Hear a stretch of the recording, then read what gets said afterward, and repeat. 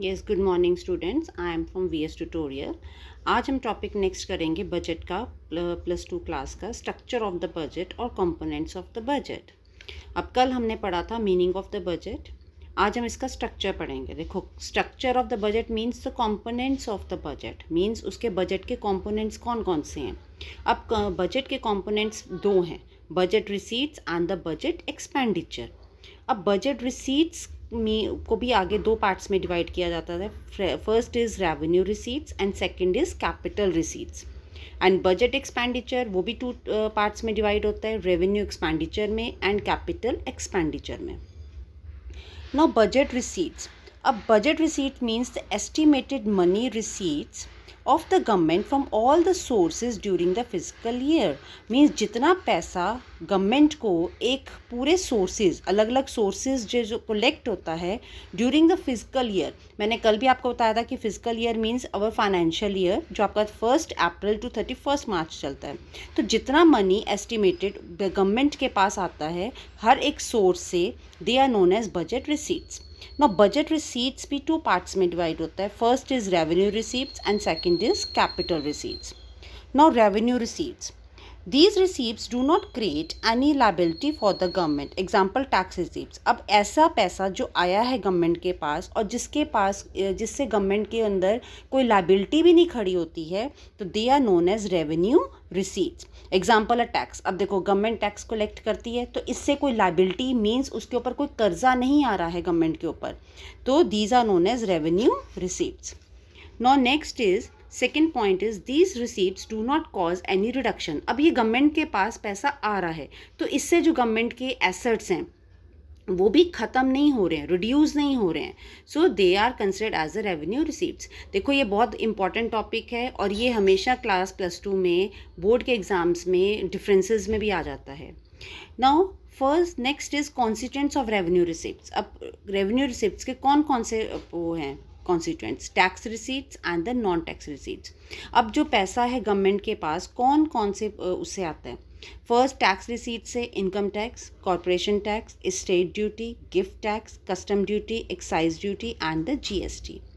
And non tax receipt से fees, escheat, income from public enterprises, grants and donations, fines, special assessments, income from the sale of spectrum like 2G and 3G। हम ये भी detail में बाद में पढ़ेंगे next video में। Now next is your capital receipts. अब capital receipts क्या होता है कि this receipts creates a liability of the government. ये ऐसा गवर्नमेंट का खर्चा है जिससे गवर्नमेंट के ऊपर लाइबिलिटी स्टार्ट हो जाती है। And this receipts cost reduction in the assets. अब देखो, अगर किसी के ऊपर लाइबिलिटी है और अगर वो नहीं चुका पाता तो उसकी रिडक्शन भी हो सकती है एसेट्स की, so they are known as capital receipts. Now the classification of the capital receipts. First is recovery of loans, second is borrowing and the other liabilities, and third is other receipts. Next topic is budget expenditure.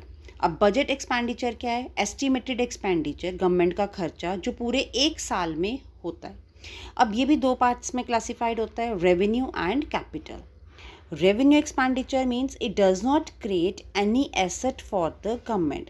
अब ये ऐसा खर्चा है जिससे government के ऊपर कोई assets नहीं स्टार्ट हो जाते, मतलब एसेट बनता नहीं है गवर्नमेंट का। तो ये गवर्नमेंट का ऐसा खर्चा है जो एसेट्स को क्रिएट नहीं करता। जैसे ओल्ड एज पेंशन है, अब गवर्नमेंट ओल्ड एज पेंशन दे रही है तो इससे कोई एसेट्स नहीं खड़ी हो रही हैं। स्कॉलरशिप्स हो गई, सैलरीज हो गई, और इससे क्या है कि it does not reduce any reduction in the it does not cause any reduction in the liability of the government, और इससे कोई liabilities पे भी रिडक्शन नहीं हो रही है।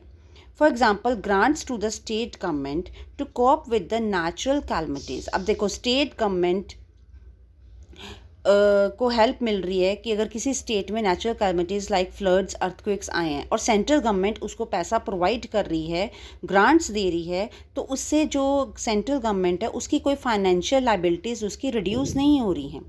क्लियर? तो this is considered as a revenue expenditure. Next is your capital expenditure.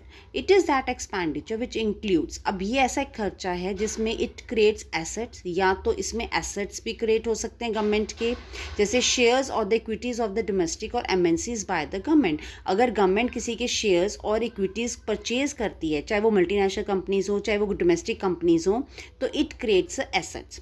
Second है, it causes reduction in the liabilities of the government, और इससे जो गवर्नमेंट की लाइबिलिटीज़ हैं, जो कर्जे हैं, वो भी रिड्यूस हो सकते हैं, लाइक रीपेमेंट ऑफ लोन्स, अगर वो लोन्स को रीपे कर देती है. Like, share and subscribe this channel. और ये बहुत इंपॉर्टेंट टॉपिक था, और ये हमेशा बोर्ड क्लास में एक डिफरेंसेस की फॉर्म में आता है, either it is in the 4 marks और इन द 6 मार्क्स. तो पॉइंट्स प्लस एग्जाम्पल्स आप ज़रूर लिखें इसमें, क्लियर, एंड कमेंट बॉक्स पे कमेंट ज़रूर करें. Thank you.